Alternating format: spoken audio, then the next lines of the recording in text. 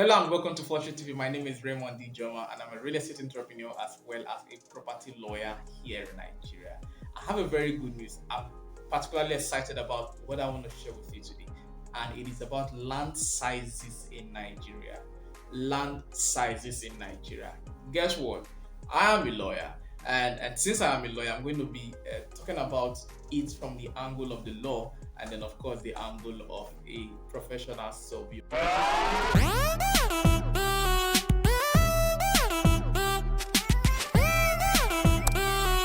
This is brought to you by Fortreal Rei Ltd. And if you have not subscribed, do it to subscribe, stay in touch because we have loads of value to bring your way as far as it concerns real estate in Nigeria. And if you have real estate needs, do it to reach out to the number shared right on your screen.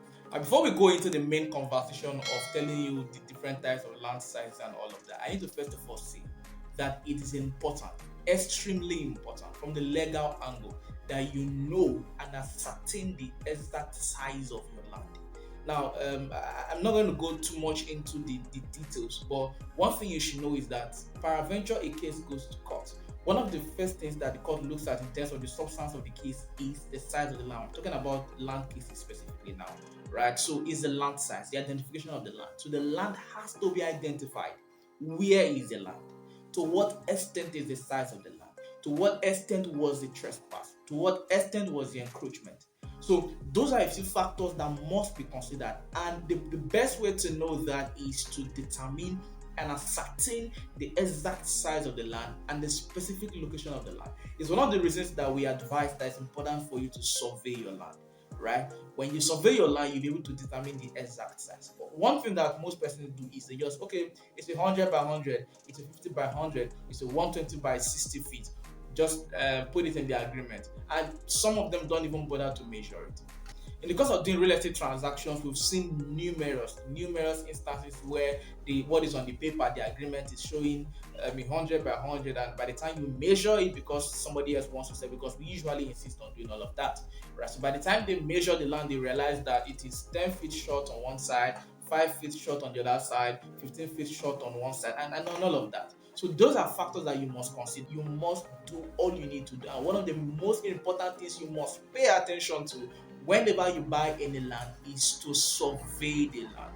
If you can't survey the land, or you do not have the capacity to survey the land, make sure that you know the exact size. All you need is a tape to do that.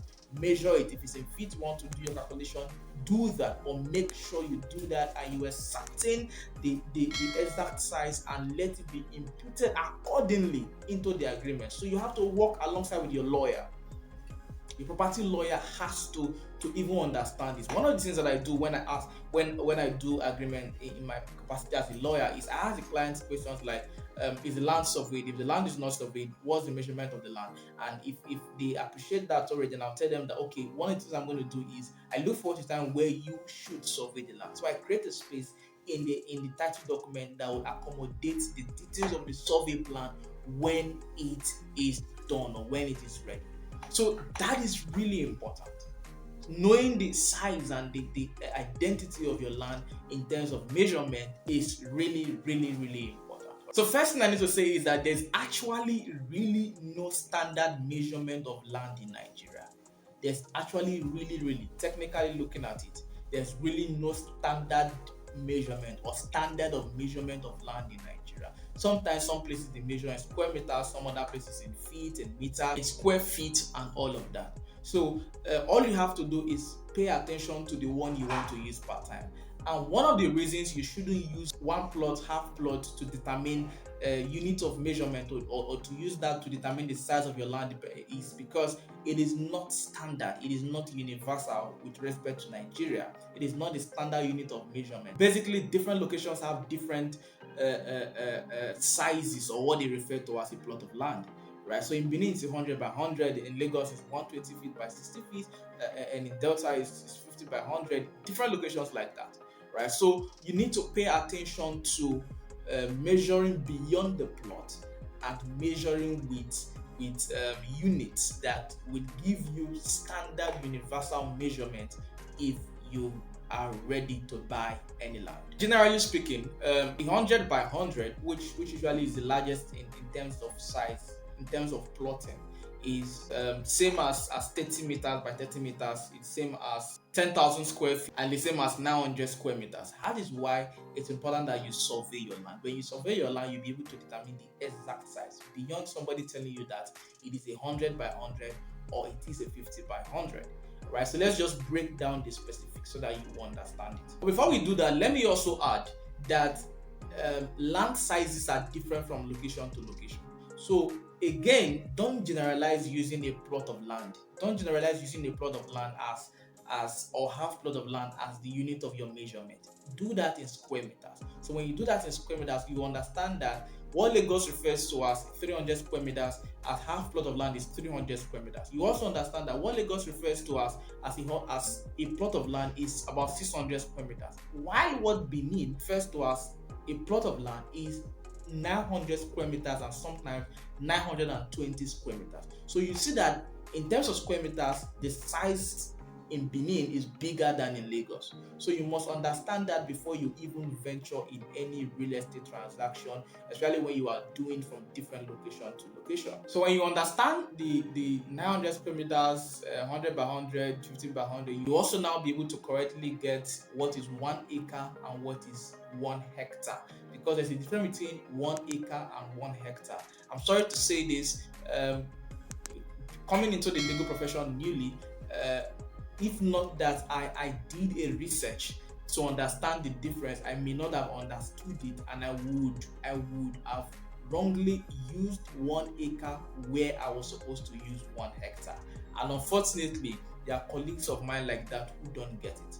Right? The sentences I cannot say here, but it is a fact. And if we are not knowledgeable in certain fields, certain transactions, it may not be really our profession or our responsibility, but it's important that we know it because of the kinds of people that we are serving or the kind of transaction that we are involved in. Why I said that so was because they are different. 1 acre and 1 hectare, they are not the same. So now, if we decide to go by using 900 square meters, which is about 100 by 100, if we go by that, then what will make up 1 acre of land is going to be about 4 plots, a little above 4 plots. So I'm going to use about 4 plots. But if you use about 600 square meters, what you would get as 1 acre would be about 6 plots. So again, it depends on your location. That is why, like I said, don't prioritize the plots. How many plots? Is it half plots or 1 plot? Prioritize square meters. So with the square meters, you will be able to get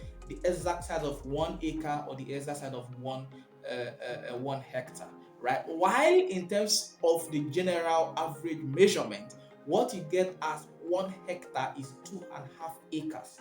What you get as 1 hectare is 2.5 acres. So in as much as the units of measurement are different from location to location, the size of 1 hectare or 1 acre or 1 plot is what you must pay attention to. And when you are doing that, my advice is that you don't do it based on 100 by 100 or a 50 by 100. Use a square meters to measure it, or in meters, or in feet, or in square feet rather. So either way, what you must pay attention to, and one of the things I needed you to get here is understand that 1, units of measurement of land in terms of plots differ from location to location. Number 2, measuring your land and ascertaining the exact size and identity of the land is very, very important, both from the land size angle and from the legal angle. It is extremely important.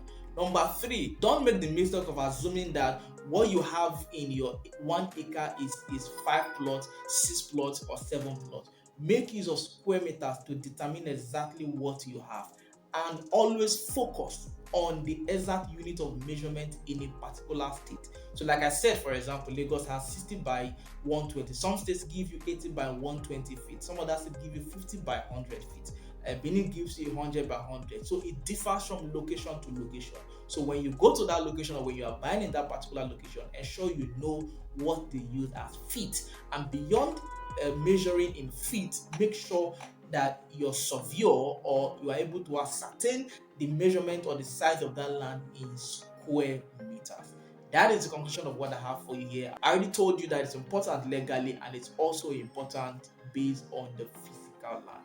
Again, my name is Raymond Ijeomah, and I'm a real estate entrepreneur as well as a property lawyer here in Nigeria. This video was completely brought to you by Fortreal Rei Ltd, the real estate company registered here in Nigeria. We love you, we are committed to you, and we want to be part of your financial success story as you journey to sustainable wealth through real estate investment in Nigeria. Please subscribe if you have not and stay in touch because there is more and more and more to come. Bye bye.